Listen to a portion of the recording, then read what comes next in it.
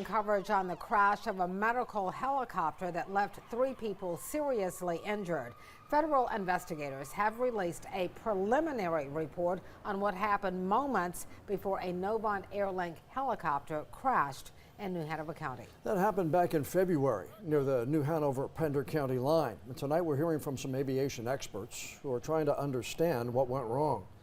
WECT's Ava Brengord looking into this for us tonight. Now, Ava, pilots are using their experience now and weighing into you. Yeah, that's right, John. I spoke to one man who's flown helicopters for over 2 decades. Like many, he's grateful the pilot was able to land the helicopter and save the crew's life. But he says this is a learning lesson for all pilots in the area. The work of a helicopter pilot. This is Ken McGee.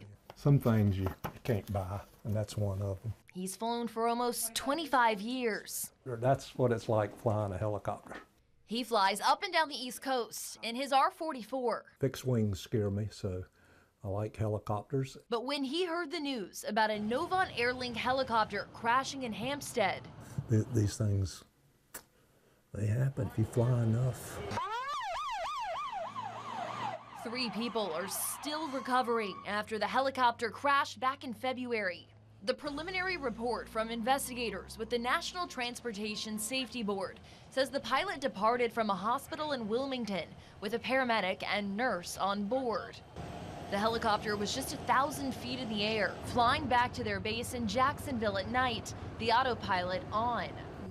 Just a 20-minute flight, something like that. But when the pilot's night vision goggles fell off his helmet and the case rolled on the floor, the report says the pilot reached for it and the helicopter began to nosedive. At night, you can't see anything.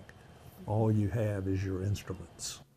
And, and he could glance at that instrument and see that, he's dropping at 500,000 foot a minute, and he knows where he's at. He knows he's got to react, and you're talking seconds just like that. According to the report, the pilot says his memory went blank, but the paramedic remembers the pilot telling the crew to hold on. He's the pilot in command, and he's responsible for that aircraft and for that crew. Based on his own years of experience, McGee believes if not for the pilot's quick thinking, this accident could have been far worse. He made a correction quickly, and that saved the lives of the crew. And that's a good pilot to do that. That's a response that needed to happen. Otherwise, it'd be a totally different situation. But he really did a great job, and I commend him for that. McGee hopes other pilots take away from this to secure anything that may distract someone while flying. Could be anything from a cell phone to, as we learned, night vision goggles.